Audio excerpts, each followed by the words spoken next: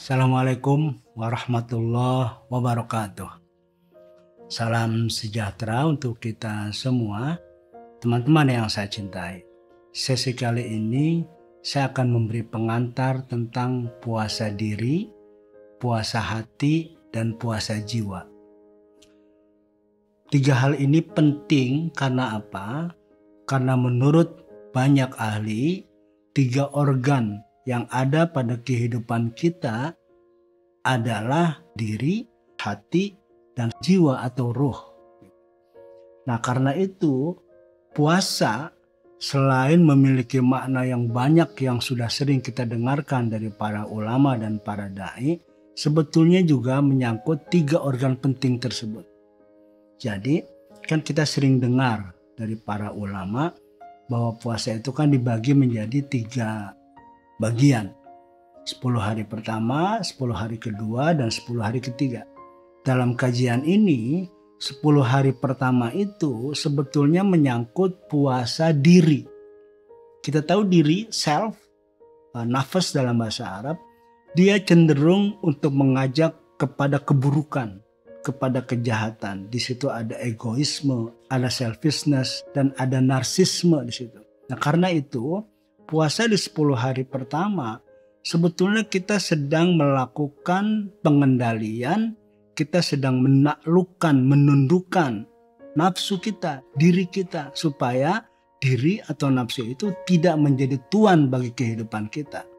Karena nafsu itu tuan yang buruk, tetapi dia menjadi budak yang baik. Karena bagaimanapun seseorang tidak bisa menghilangkan sepenuhnya nafsu yang dimilikinya. Tetapi nafsu harus di bawah kendali kita. Kita yang harus mengendalikan dan menguasai nafsu yang ada dalam diri kita. Kalau dalam sejarah para nabi, lambang dari puasa 10 hari pertama yang saya sebut mengendalikan atau menundukkan nafsu itu dilambangkan dengan pertempuran antara Nabi Musa dan Fir'aun. Kita tahu Fir'aun orang yang sangat egois, selfishness, dan sangat zalim. Jadi merasa berkuasa secara mutlak. Sehingga banyak orang, banyak lingkungan yang ada di sekitarnya seolah-olah tergantung kepada dirinya. Dan biasanya memang nafsu tampil seperti itu. Dia bersifat tiranik terhadap kita. Banyak kebaikan-kebaikan yang sudah kita rencanakan, sudah kita pikirkan diveto oleh nafsu kita. Sehingga kita tidak jadi melaksanakan berbagai kebaikan dan kebenaran tersebut.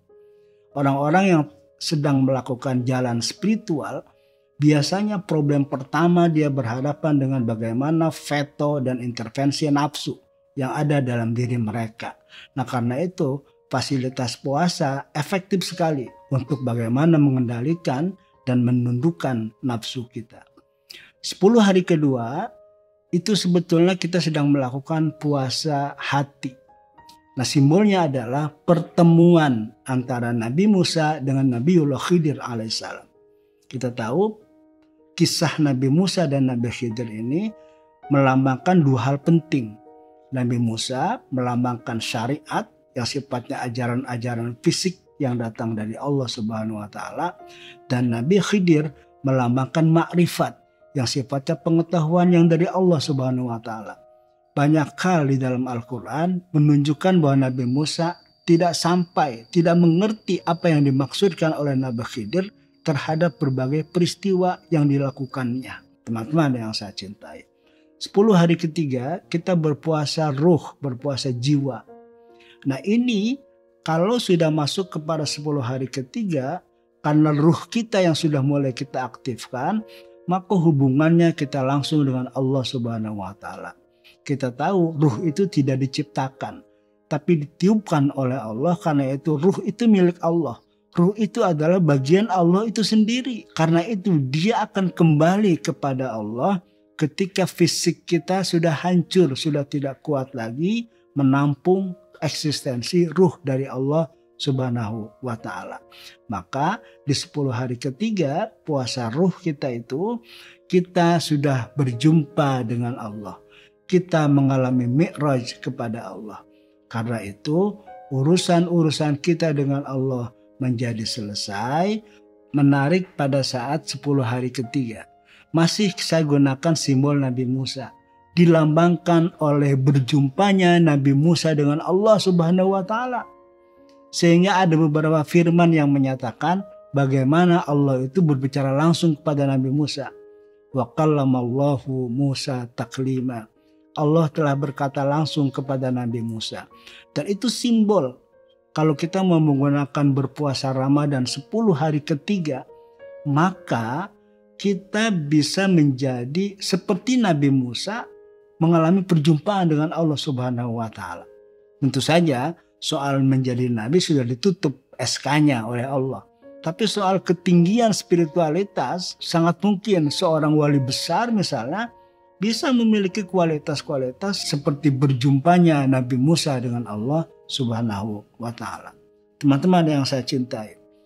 Jadi puasa diri, puasa hati dan puasa jiwa ini itu sebetulnya menyangkut eksistensi kehidupan kita keseluruhan. Maka dengan berpuasa sebulan penuh dengan kualitas imanan wahtisaban, seseorang telah menyelesaikan 3 hal penting dalam hidupnya. Kehidupan duniawiyah, kehidupan psikologisnya, dan kehidupan spiritualnya. Pada saat kita bicara kehidupan spiritual itulah simbolnya tadi pertemuan Nabi Musa dengan Allah Subhanahu wa Ta'ala. Itu artinya Nabi Musa mencapai hakikat dalam kehidupan spiritualnya. Teman-teman yang saya cintai, saya akan akhiri. Semoga ada bermanfaat buat kita semua. Terima kasih. Assalamualaikum warahmatullahi wabarakatuh.